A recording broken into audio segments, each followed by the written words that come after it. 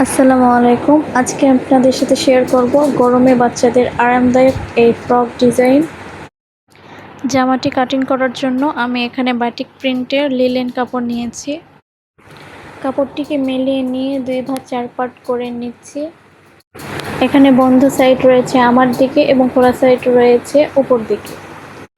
খোলা সাইড থেকে আমি এখানে 3 ইঞ্চিতে একটা মার্ক করে দিচ্ছি এবং নিচের দিকেও আমি সেমভাবে 3 ইঞ্চিতে একটা মার্ক করে একটা শেপ দিয়ে নেব। এরপর আমি শেপ অনুযায়ী কাপড়টিকে কাটিং করে নেব।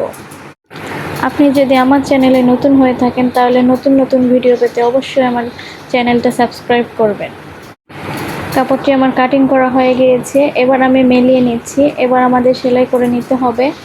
আমি পুরোটা অংশই সেলাই করে নিচ্ছি কুচি দিয়ে। আমি এখানে 1 ইঞ্চি পরপর একটু করে কুচি দিয়ে নিয়েছি। কুচি দেওয়া হয়ে গেলে এখানে আমি 6 ইঞ্চি রেখেছি গলার চওড়াটা। আপনারা আপনার বেবির মেজারমেন্ট অনুযায়ী রাখবেন। যদি হেলদি বাচ্চা হয় তাহলে 7 থেকে 8 ইঞ্চিতে রাখতে হবে। গরমে এরকম জামা বাচ্চারা পরে অনেক কমফোর্টেবল ফিল করে। এখানে আমি একই নিয়মে 2টি পার্টে কুচি দিয়ে নিয়েছি। এরপর আমি চিকন করে পাইপিং দিয়ে ফিতা লাগিয়ে নেব।